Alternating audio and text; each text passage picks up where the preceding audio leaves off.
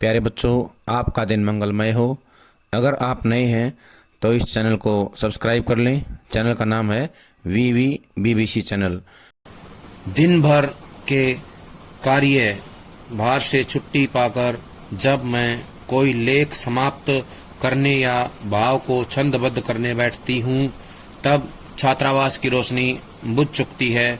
मेरी हिरनी सोना तख्त के पैताने फर्श पर बैठकर पागुर करना बंद कर देती है। कुत्ता बसंत छोटी मचिया पर पंजों में मुख रखकर आंखें मूंद लेता है और बिल्ली गोधुली मेरे तकिए पर सिकुड़कर सो रहती है। पर मुझे रात की निस्तब्धता में अकेली न छोड़ने के विचार से कोने में दरी के आसन पर बैठकर बिजली की चकाचौंध से आंखें मिचमिचाती हुई भक्तिन प्रशांत भाव से जागरण करती है। वह ऊँघती भी नहीं, क्योंकि मेरे सिर उठाते ही उसकी धुंधली दृष्टि मेरी आंखों का अनुसरण करने लगती है। यदि मैं सिराहने रखे रैक की ओर देखती हूँ तो वह उठकर आवश्यक पुस्तक का रंग पूछती है। यदि मैं कलम रख देती हूँ तो वह स्याही उठा लाती है, और यदि मैं कागज एक और सरका देती हूँ तो वह दूसरी फाइल टटोलती है। बहुत रात गए सोने पर भी मैं जल्दी ही उठती हूँ और भक्तिन को तो मुझसे भी पहले जागना पड़ता है। सोना उछल कूद के लिए बाहर जाने को आकुल रहती है। आकुल मतलब है व्याकुल। वसंत नित्यक्रम के लिए दरवाजा खुलवाना चाहता है और गोधुली चिड़ियों की चहचहाहट में शिकार का आमंत्रण सुन लेती है। मेरे भ्रमण की भी एकांत साथिन भक्तिन ही रही है। बद्री केदार आदि के ऊंचे नीचे और तंग पहाड़ी रास्ते में कैसे वह हट करके मेरे आगे चलती रही, वैसे ही गांव की धूल भरी पगडंडी पर मेरे पीछे रहना नहीं भूलती। यहाँ से जो प्रश्न आएंगे अब वो देखते हैं। पहला प्रश्न तो यही होगा कि दिन भर के कार्य भार से छुट्टी पाकर लेख लिखने का या समाप्त करने का काम कौन करता था? तो बताएंगे महादेवी। लेखन कार्य जो है महादेवी करती थी। और दूसरा जो छंदबद्ध करने का काम कौन करता था? तो ये बताएंगे छंदबद्ध करने का काम भी महादेवी करती थी। छात्रावास की रोशनी कब बुझ जाती थी? तो बताना है जब लेखिका किसी भी भाव को छंदबद्ध करने बैठती थी, तब जो है छात्रावास की रोशनी बुझ चुकती थी। आगे प्रश्न आएगा, हिरनी का क्या नाम था? तो बताना है सोना। हिरनी का नाम सोना था। वो कहाँ सोती थी? तख्त के पैताने। तख्त के पैताने फर्श पर बैठकर जो है पागुर करती थी वो, और वहीं सोती थी। कुत्ते का नाम क्या था? वसंत। वसंत जो है महादेवी के कुत्ते का नाम था। वो कहाँ सोता था? छोटी मचिया पर। छोटी मचिया पर जो है वो सोता था। कैसे सोता था? पंजों में सिर रखकर, मुख रख कर गए, पंजों में मुख रख करके आंखें मूंद कर सोता था। बिल्ली का नाम क्या था? तो बताना, बिल्ली का नाम गोधुली था। और वो कहाँ सोती थी? वो जो है तकिए पर सिकुड़कर, महादेवी के तकिए पर सिकुड़कर जो है सो रहती थी।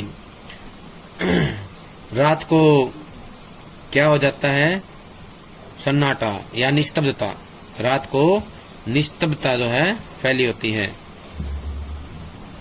किसको अकेला छोड़ने के विचार से बैठी रहती है? तो बताना महादेवी। भक्तिन जो है महादेवी को अकेला छोड़ने के विचार से वहीं बैठी रहती है। किसकी चकाचौंध से जो आंखें मिचमिचाती हैं? बिजली की। बिजली की चकाचौंध से आंखें मिचमिचाती हैं। भक्तिन प्रशांत भाव से जागरण करती है। तो यहाँ प्रश्न आएगा, प्रशांत भाव से जागरण कौन करती है? तो आएगा भक्तिन। वह ऊँघती नहीं, क्योंकि मेरे उठते ही धुंधली दृष्टि मेरी आंखों का अनुसरण करने लगती है।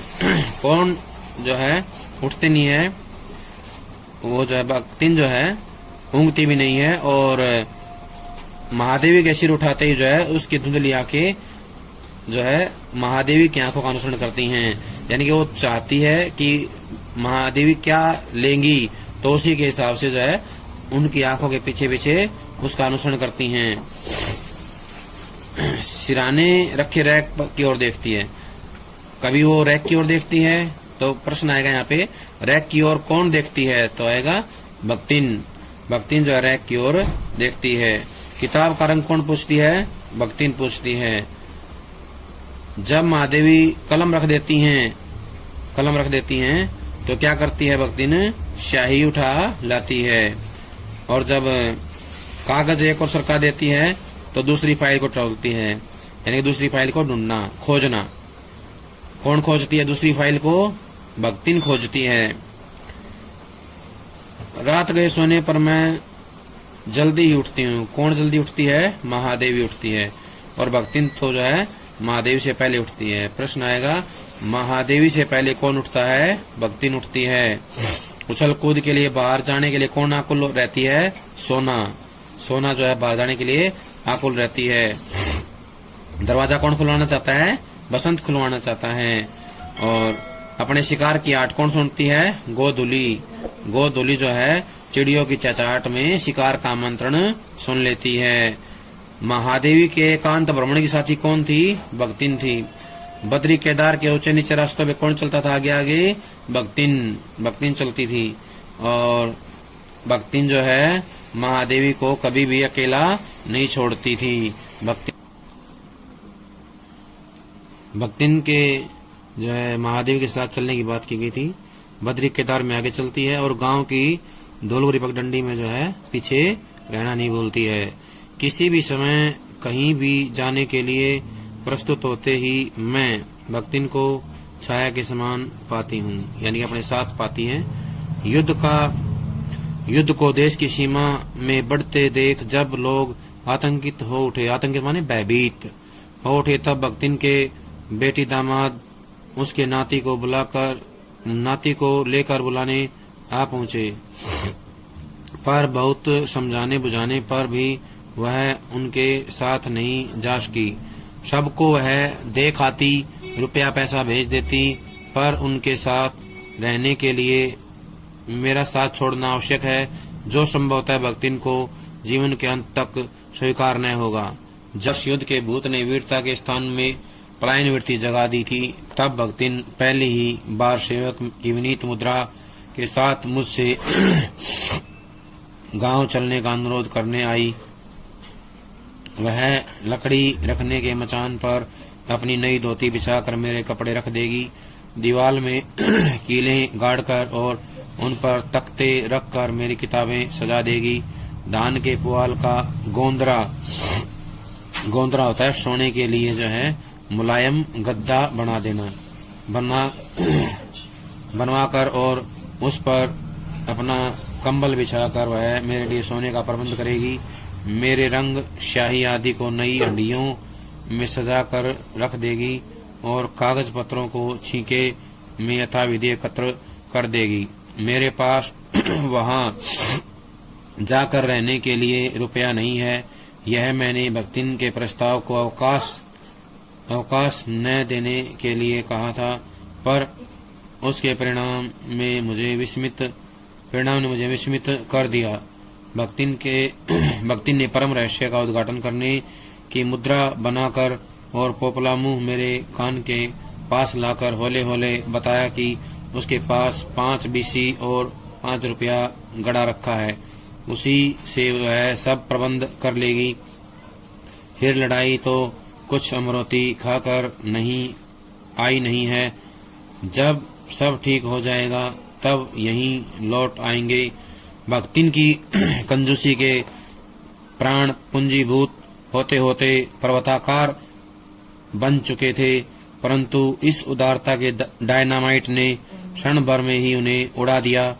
इतने थोड़े रुपए का कोई महत्व नहीं, परंतु रुपए के प्रति भक्तिन का अनुराग अनुराग होता है प्रेम। इतना प्रख्यात हो चुका है कि मेरे लिए उसका परित्याग मान्यता छोड़ देना मेरे महत्व की सीमा तक पहुंचा देता है। अब यहाँ से जो प्रश्न आएंगे वो देखें। युद्ध को देश की सीमा में बढ़ते देखकर जब लोग आतंकित हो उठे, तो प्रश्न यही बनेगा कि युद्ध को देश की सीमा में बढ़ते देख लोगों पर क्या प्रभाव पड़ा, तो बताएंगे लोग आतंकित हो उठे। बख्तिन को कौन लेने आया, तो आएगा बेटी, दामाद, उसके नाती। बख्तिन को लेने के लिए उसके बेटी और दामाद के साथ नाती जो उनको लेने के लिए आए थे, बुलाने के लिए आए थे।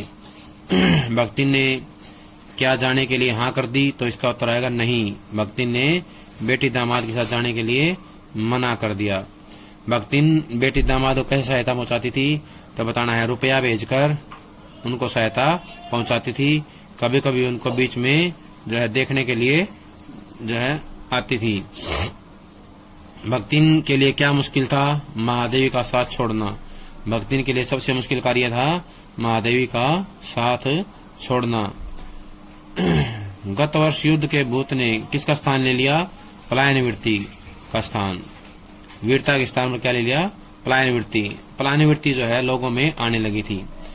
बख्तिन पहली ही बार सेवक की विनीत मुद्रा, विनीत माता है झुकी हुई, विनम्रता से परिपूर्ण मुद्रा होता स्थिति। विनम्रतापूर्ण स्थिति में जो है क्या कहा उसने, गांव चलने के लिए, गांव चलने के लिए अनुरोध किया था। अब प्रश्न आएगा, लकड़ी रखने के मचान पर अपनी नई धोती बिछाकर मेरे कपड़े रख देगी। यानी कि बख्तिन ने महादेव के कपड़े रखने के लिए कहाँ का स्थान निश्चित किया, मचान। लकड़ी रखने के मचान पर जो है नई धोती बिछा करके महादेव के कपड़े रख देगी।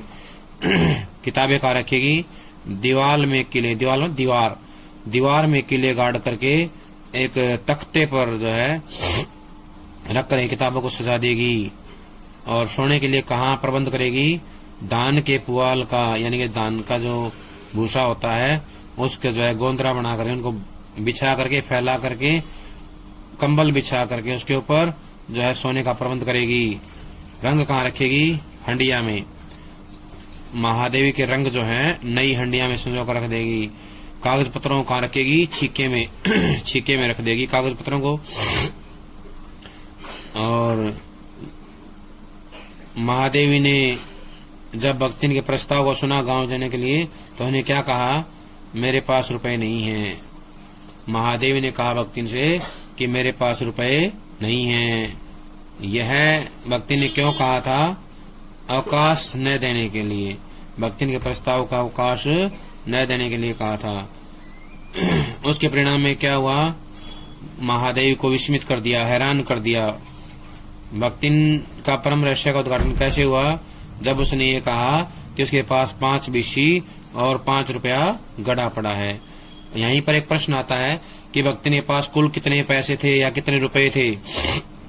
जब पैसों की बात की जाएगी तो इन सबको जोड़ देंगे। 5 बिस्सी और 5 रुपया था। 5 रुपया मतलब 500 पैसे थे और 5 बिस्सी मतलब हो गया 100 पैसे। इनको जोड़ेंगे तो कुल पैसे आ जाएंगे, और बिस्सी को रुपए में कन्वर्ट करके जोड़ देंगे या बदल के जोड़ देंगे तो वो जो है रुपए आ जाएंगे। 5 रुपए और बिस्सी का 1 रुपया हो जाएगा, तो 6 रुपए उसके पास टोटल थे और 600 जो है पैसे थे। इसके बाद अगला था लड़ाई को क्या खाकर आया हुआ नहीं बताया गया है, अमरोती। अमरोती खा के नहीं आया हुआ बताया गया है। अगला प्रश्न है, बख्तिन के कौन से प्राण पूंजीभूत होते पर्वताकार हो गए, कंजूसी के। बख्तिन के कंजूसी के प्राण जो है पूंजीभूत होते होते पर्वताकार बन चुके थे। किसके कारण जो है वो उड़ा दिए गए, उदारता के डायनामाइट। उदारता के डायनामाइट के कारण क्षण भर में उड़ा दिए गए, यानी कि नष्ट हो गए। इतने थोड़े रुपए का कोई महत्व नहीं होता, लेकिन इससे क्या उजागर होता है, बख्तिन का अनुराग, महादेवी के प्रति बख्तिन का अनुराग जो है प्रख्यात हो चुका था। और वही जो है स्पष्ट होता है, पता लगता है कि बख्तिन का जो है कितना पैसे के प्रति महत्व है, लेकिन जब महादेवी की बात आती है तो उसके लिए पैसा जो है गौण हो जाता है, उसका कोई महत्व नहीं रहता है। उसका परित्याग मेरे महत्व की सीमा तक पहुंचा देता है। यानी कि पैसे को छोड़ देना, पैसे को हीन मानना, ये बताता है कि महादेवी कितनी महत्वपूर्ण है भक्तिन के लिए। अगला पैरा है, भक्तिन और मेरे बीच में सेवक स्वामी का संबंध है, यह कहना कठिन है, क्योंकि ऐसा कोई स्वामी नहीं हो सकता जो इच्छा होने पर भी सेवक को अपनी सेवा से हटा न सके, और ऐसा कोई सेवक भी नहीं सुना गया जो स्वामी के चले जाने के आदेश पाकर अवज्ञा से हंस दे।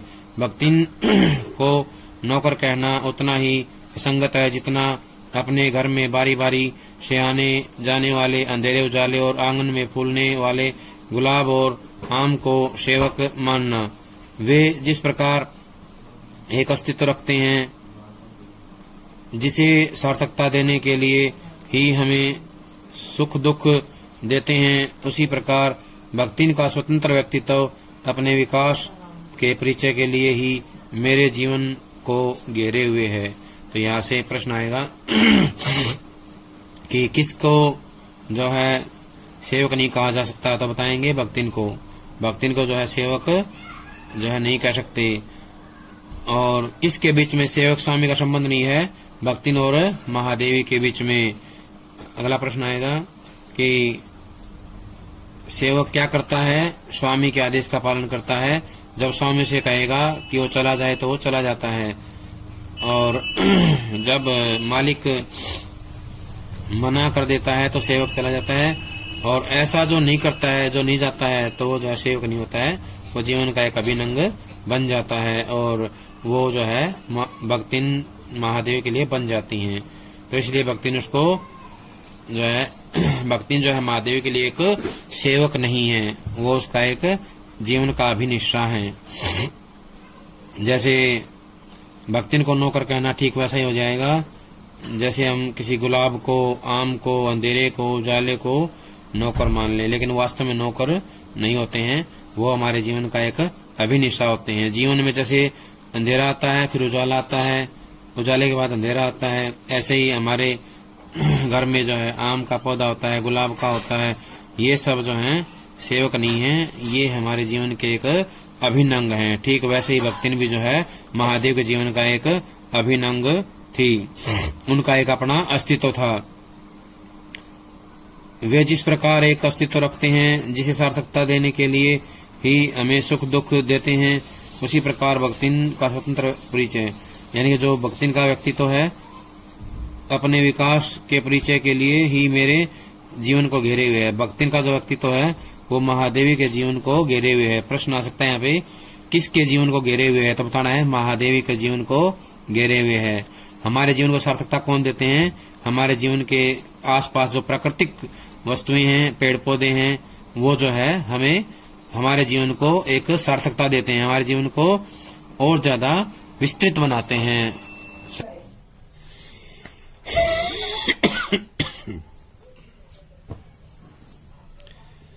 आगे है, परिवार और परिस्थितियों के कारण स्वभाव में जो विषमताएं उत्पन्न हो गई हैं, उनके भीतर से एक स्नेह और सहानुभूति की आभा फूटती रहती है।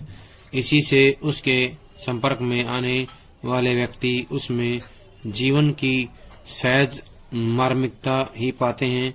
छात्रावास की बालिकाओं में से कोई अपनी चाय बनवाने के लिए देहली पर बैठी रहती हैं। देहली मतलब दहलीज होता है। कोई बाहर खड़ी मेरे लिए बने नाश्ते को चख कर उसके स्वाद की विवेचना करती रहती है। यानी कि विवेचना मतलब होता है उसका जो स्वाद है वो कैसा है उसके बारे में बताना। मेरे बाहर निकलते ही सब चिड़ियों के समान उड़ जाती हैं और भीतर आते ही यथास्थान विराजमान हो जाती हैं।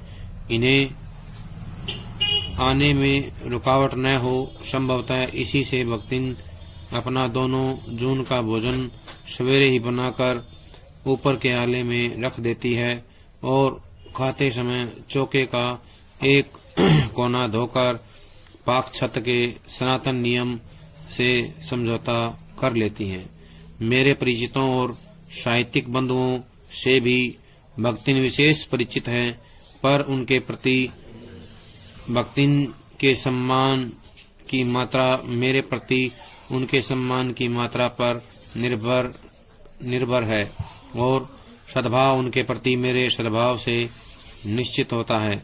इस संबंध में भक्तिन की सहज बुद्धि विस्मित कर देने वाली है। विस्मित होता है हैरान। वह किसी को आकार प्रकार और वेशभूषा से समन करती है और किसी को नाम के अपभ्रंश द्वारा, अपभ्रंश होता है बिगड़ा हुआ रूप।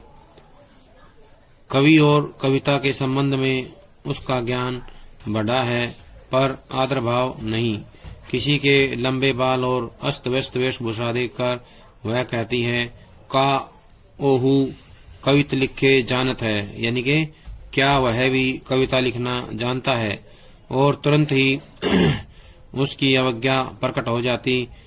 तब उ कुछऊ करी हई दरी हई ना, बस गली गली गाउत बजाउत फिरी हई, यानी कि वो जो है कुछ काम तो करते नहीं है, करते धरते नहीं है, लेकिन गली गली वैसे ही गाते बजाते फिरते हैं। ये उसकी अवज्ञा का भाव व्यक्त कर रहा है। अब इससे जुड़े हुए प्रश्न देखें। भक्तिन के स्वभाव में विषमताएं क्यों आ गई? परिवार और परिस्थितियों के कारण। परिवार और परिस्थितियों के कारण जो है भक्तिन के स्वभाव में विषमताएं आ जाती हैं। विषमता का मतलब होता है असमानता। उनके भीतर से एक स्नेह और सहानुभूति की आभा फूटती है। तो बताना है कि स्नेह और सहानुभूति की आभा किसके भीतर फूटती है? भक्तिन के भीतर। क्यों फूटती है? परिवार और परिस्थितियों के कारण जो स्वभाव में विषमताएं आ गई हैं, विषमताओं से उत्पन्न होने के कारण जो है उसके अंदर जो है ये स्नेह और सहानुभूति की आभा फूटती है। इसी से उसके संपर्क में अपने आने वाले व्यक्ति उसके जीवन में सहज मार्मिकता ही पाते हैं। मार्मिकता किसके अंदर पाते हैं? भक्तिन के अंदर, या भक्तिन के साथ रहने वाले लोग उसके अंदर पाते हैं।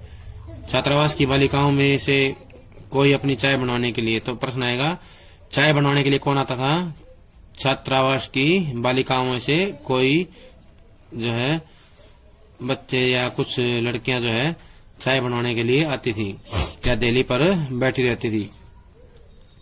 नाश्ते का जो है चख करके स्वाद बताती थी, उसका जो है विवेचन करती थी।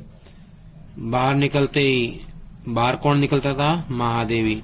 महादेवी के बाहर निकलते ही सब कैसे गायब हो जाते थे? चिड़िया के समान। जैसे चिड़िया उड़ जाती है वैसे जो है वो छात्रावास की बालिकाएं भी चली जाती थी। और कहाँ बैठ जाती थी? जा करके यथास्थान अपने कक्ष में जा करके बैठ जाती थी, विराजमान हो जाती थी। उन्हें रुकावट ना आए इसके लिए क्या करती भक्तिन? भक्तिन जो है 2 जून का भोजन बना करके जो है आले में रख देती थी। 2 जून क्या होता है? दोनों समय का भोजन बनाती थी। भक्ति ने किसी समझौता किया था? पाक छत के सनातन नियम से जो है समझौता कर लिया था। भक्तिन जो है महादेवी के परिचितों के साथ कैसा संबंध करती थी या कैसा व्यवहार करती थी? जिसका महादेव के प्रति जितनी मात्रा में सम्मान होता था, भक्तिन भी उसका उतनी मात्रा में सम्मान करती थी।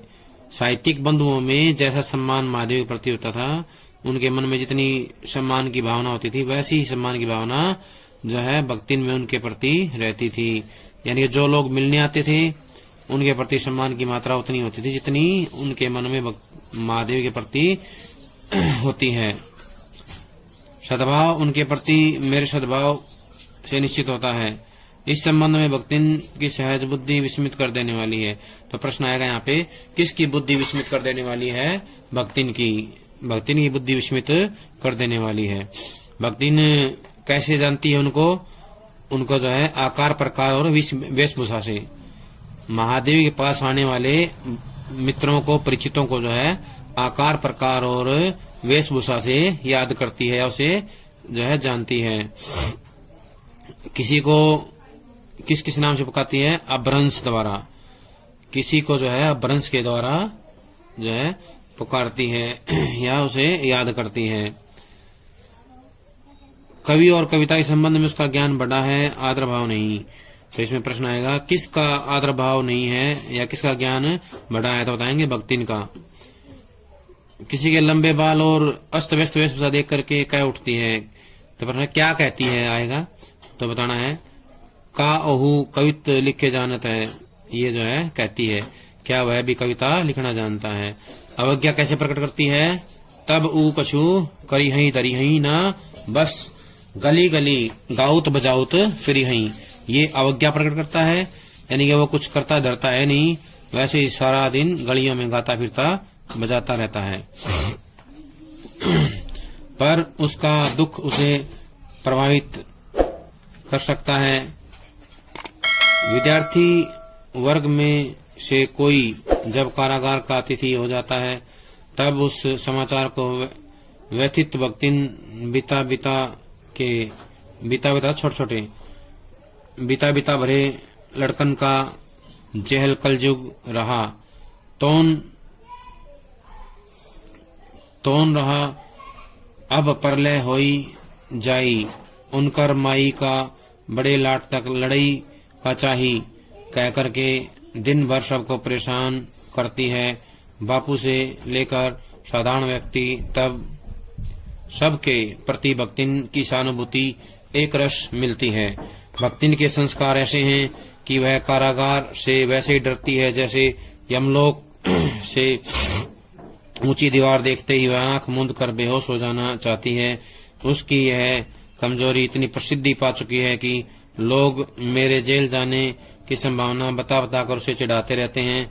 वह डरती नहीं, यह कहना सत्य होगा, पर डर से भी अधिक महत्व मेरे साथ का ठहरता है। सचमुच चुपचाप मुझसे पूछने लगती है कि वह अपनी कई धोती साबुन से साफ कर ले, जिससे मुझे वहां उसके लिए लज्जित न होना पड़े, क्या क्या सामान बांध ले जिस से मुझे वहां किसी प्रकार की असुविधा न हो सके। ऐसी यात्रा में किसी को किसी के साथ जाने का अधिकार नहीं। यह आश्वासन भक्तिन के लिए कोई मूल्य नहीं रखता। वह मेरे न जाने की कल्पना से इतनी प्रसन्न नहीं होती जितनी अपने साथ न जा सकने की संभावना से अपमानित। इनके प्रश्न देखें, ये जो पहले पढ़े अभी।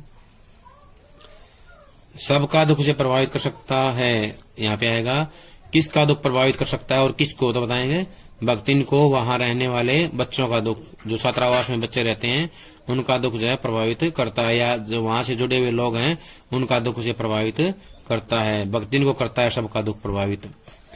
विद्यार्थी वर्ग में कोई जब कारागार यानी कि कोई भी विद्यार्थी गलत कार्य करता है और उसे जेल जाना पड़ता है, यानी कि जेल का जो मेहमान हो जाता है, उसके बारे में सुन करके महादेवी को बड़ा दुख होता है, कष्ट होता है, और वो कहती है कि बीता भर, यानी कि छोटे छोटे लड़के जो हैं ऐसे गलत काम करते हैं जिससे उन्हें जेल जाना पड़ता है। जेहल कलयुग रहा, यानी कि वो कहते हैं कि अब जो है कलयुग आ गया है और कलयुग में जो है परलय हो जाई, यानी कि अब परलय होने वाली है। उनकी माई यानी माँ बड़े लाट का लड़ाई का चाहिए, उनकी माँ जो है क्या बड़े लाट से लड़ना चाहेंगी, ये कह करके सारा दिन परेशान करती है। तो यहाँ से प्रश्न बनेगा कौन किसको परेशान करता है, तो कहना भक्तिन जो है वहां मिलने वाले लोगों को परेशान करती है।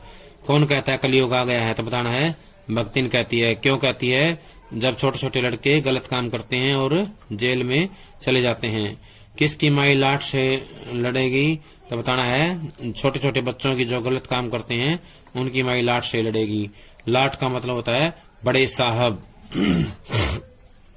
भक्तिन के संस्कार ऐसे हैं कि वह कारागार से डरती है, यानी कि भक्तिन को किससे डर लगता है, कारागार से। संस्कार कैसे हैं कि वो गलत काम करने से डरती है। किस प्रकार डरती है कारागार से, जैसे यमलोक से डरते हैं। यमलोक का नाम सुन के लोग डर जाते हैं, वैसे ही जो है भक्तिन कारागार का नाम से डरती है। ऊंची दीवार देखते क्या होता है, भक्तिन जो है आंखें मूंद कर बेहोश हो जाना चाहती है। किसकी कमजोरी प्रसिद्ध हो चुकी है, भक्तिन की कमजोरी। कौन सी कमजोरी है, कारागार से डरने वाली कमजोरी। लोग जो है भक्तिन को कैसे डराते हैं? महादेवी के जेल जाने की संभावना बताकर जो चिढ़ाते हैं। वह डरती नहीं है कहना असत्य होगा। भक्तिन डरती नहीं है ये बात कहना जो है असत्य होगा। पर डर से भी अधिक महत्व मेरे साथ रहने का ठहरता है। यानी कि डर से भी ज्यादा महत्व क्या है? भक्तिन के साथ, भक्तिन जो महादेव के साथ रहना चाहती है। चुपचाप मुझसे पूछने लगती है। क्या पूछती है? चुपचाप भक्तिन पूछती है कि वह जो है अपनी कई धोती, यानी कि अपनी धोती कितनी जो है साफ कर ले और जिसके कारण उसे लज्जित ना होना पड़े। तो यहाँ प्रश्न आएगा लज्जित कौन ना हो उसकेगा, तो बताना है महादेवी। उसके लिए क्या करेगी? धोती को साबुन से साफ करेगी। क्या क्या सामान बांध ले, यानी किस सामान की जरूरत होगी जो उसे वहाँ चाहिए है। असुविधा ना हो, किसको ना है असुविधा? महादेवी को। महादेवी को असुविधा ना हो इसलिए वो क्या क्या सामान साथ में ले ले। ऐसी यात्रा में किसी को किसी के साथ जाने का अधिकार नहीं। कौन सी यात्रा में? जेल जाने में।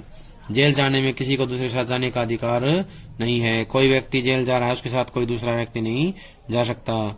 यह आश्वासन भक्तिन के लिए कोई मूल्य नहीं रखता, लेकिन भक्तिन के लिए इस बात का कोई महत्व नहीं है, कोई कीमत नहीं है कि कल्पना से इतनी प्रसन्न नहीं होती जितनी अपने साथ न जा सकने की संभावना से। यानी कि बताया गया है कि जेल जाने की बात होती है तो साथ नहीं जा पाती, इसलिए वो दुखी नहीं है। वो इसलिए दुखी है कि वो जो है महादेवी के साथ जो है नहीं रह पाएगी और इससे वो अपने आप को अपमानित महसूस करती है। भला ऐसा अंधेरा हो सकता है, ऐसा अंधेर हो सकता है जहां मालिक वहां नौकर मालिक को ले जाकर बंद कर देने में इतना अन्याय नहीं, पर नौकर को अकेले मुक्त छोड़ देने में पहाड़ के बराबर अन्याय है। ऐसा अन्याय होने पर भक्तिन को बड़े लाट तक लड़ना पड़ेगा। किसी की माई यदि लड़े, बड़े लाट से तक नहीं लड़ी तो नहीं लड़ी, पर भक्तिन का तो बिना लड़े काम नहीं चल सकता। ऐसे विषम प्रतिद्वंदियों की स्थिति कल्पना में भी दुर्लभ है। मैं प्राय सोचती हूँ कि जब ऐसा बुलावा आ पहुँचेगा जिसमें न तो धोती साफ करने का अवकाश रहेगा, न सामान बांधने का, न भक्तिन को रुकने का अधिकार होगा और न मुझे रोकने का, तब चीर विदा के अंतिम क्षणों में वह यह देहातीन वृद्धा क्या करेगी और मैं क्या करूंगी। भक्तिन की कहानी अधूरी है, पर उसे खोकर मैं पूरा या इसे पूरी नहीं करना चाहती। प्रश्न आएगा कि भक्तिन जो है किसके साथ रहना चाहती है, तो बताना है महादेवी के साथ। किसके साथ रहना चाहती है? महादेवी के साथ। जब वो नहीं रह पाती कैसा होता है? अपमानित होता है। भक्तिन के साथ ना रह पाने भक्तिन जो है महादेवी के साथ ना रह पाने की स्थिति को अपमानित होने जैसा मानती है। सबसे बड़ा कष्ट, सबसे बड़ा दुख क्या है? मालिक को बंद कर दिया जाए और नौकर को जो है मुक्त छोड़ दिया जाए, ये जो है उसके लिए अन्याय होगा। यानी कि महादेवी को जब जेल में जाने की बात करते हैं तो उसको सुन करके भक्तिन जो है अत्यंत दुखी होती है और इसे वो जो है अन्याय के समान मानती है। ऐसा अन्याय होने पर, अगर मान लो ऐसा अन्याय होगा तो भक्तिन जो है बड़े लाट तक लड़ेगी। कहने का आशय कि बड़े साहब तक वो जो है लड़ाई लड़ेगी। किसी की माई माने माँ, किसी की माँ बड़े लाट से लड़ी हो या ना लड़ी हो, लेकिन भक्तिन का लड़े बिना काम नहीं चल सकता। कहने का आशय है कि जब भी भक्तिन के जीवन में अन्याय होगा या ऐसी बात होगी जो नहीं होनी चाहिए तो उसके लिए वो पूरे अधिकार के साथ लड़ाई लड़ेगी और बड़े साहब तक, उच्च अधिकारी तक जो है उसकी लड़ाई चलेगी। ऐसे विषम प्रतिद्वंदी होता है प्रतिस्पर्धा करने वाले, विषम माने होता है अलग अलग।